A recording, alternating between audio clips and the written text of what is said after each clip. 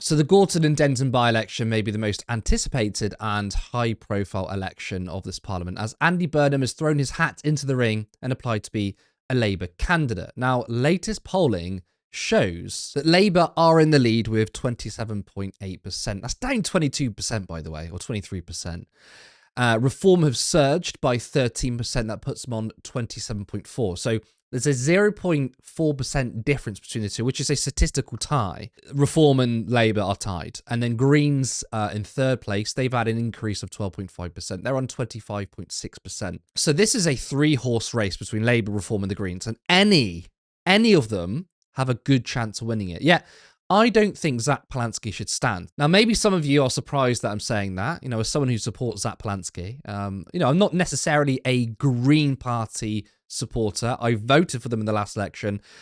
Every chance I'm going to vote for them again. I'm a supporter of the left as a whole, right? I want your party to do well. And I think the leadership of Zack Polanski is what the left needs. So why am I saying that he shouldn't stand? Well, there's a few reasons. It's risky. It's a three-horse race, but the Greens are third. They're not number one. They're not number two. They are thirds. Now, even though there is no such thing as a Labour safe seat anymore, and this by-election, is not a foregone conclusion for Labour, but if Andy Burnham is the candidate, I think it puts Labour as the likely winner. Now, a different poll, this is according to Britain Predicts, Andy Burnham being on the ticket dramatically changes the race. So without Andy Burnham, Labour are predicted to get 26%, Reform on 32%. That's a very, very clear Reform victory. If we were to have Andy Burnham in the race, it puts them on 31%, Reform on 31%. That's tied. And the Greens all the way down to 19%. And then, according to, this model apparently thinks it can predict tactical voting, 36% to 32%. That's 4% clear, and the Greens all the way down on 18%. So you have to think that even though this is just a poll and it's only predicting tactical voting, I think it's clear that tactical voting will take place. Everyone knows this is a proxy leadership contest. Starmer is so unpopular, people want him gone. There'll be a lot of people who are angry at Labour who wouldn't vote for them under Keir Starmer, who would lend their vote to Labour for Andy to get in the hope he replaces Starmer. And that poll shows that Green Party voters would vote for Labour. You saw how they went from 22% down to 18% if tactical voting was included and Andy Burnham was on the ticket. They want to make sure Keir Starmer goes. I think a lot of people are motivated to vote against Starmer. So if Zack stands and loses, he could lose momentum. And I did see someone say that even if he loses, he'll get publicity, and that's good. I disagree, right? Zack is getting way more media attention, and that's, based on polling. They're polling between 15 and 17%. They've been higher in some cases.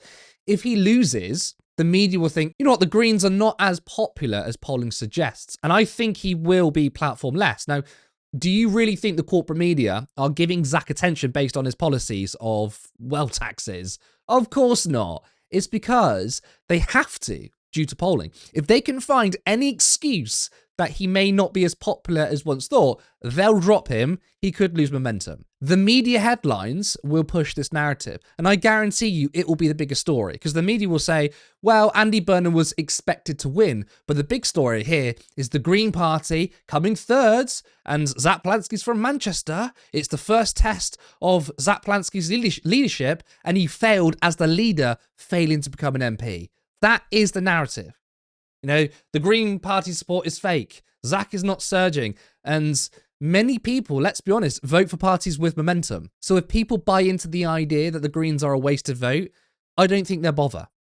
Another reason as to why Zack shouldn't stand is campaigning. Now, we spoke to Carla Denyer after the general election. We asked why the Greens weren't active on social media. Why aren't they flooding the algorithms? And Denyer said that, unlike Reform, they actually show up to Parliament, which, it takes time away from making videos and campaigning and being everywhere. And one of the pros of Zack's leadership bid to become Green Party leader was that he wasn't an MP. Adrian Ramsey and Ellie Chowns were like, we want this to be a party led by MPs. It's a professional Westminster party. And Zack was like, no, you can be that. You can be the MPs and I'll be out campaigning. So the fact that he wasn't an MP and isn't an MP, I think is good. He can spend his time campaigning And that's exactly what he's done. If he becomes an MP in the next few months, he won't have time to do the great work he's been doing. He'll be bogged down with the Westminster bubble. And given that most people despise Westminster, he needs to be able to speak to people outside of the bubble. Zack needs to continue what he's doing best, which is getting people to join the Green Party, having a large presence online, and going out and speaking to communities. The Green Party cannot lose that. Now, reform is everywhere because they're doing anything but turning up to the House of Commons. So I don't think Zack should stand as an MP until the general election, until the latest possible moment. So he can spend the next 3 years recruiting membership, being on any TV panel he can get his hands on, and going out into the community. Now, some of you may disagree, so comment below because it will be interesting to see what you all think.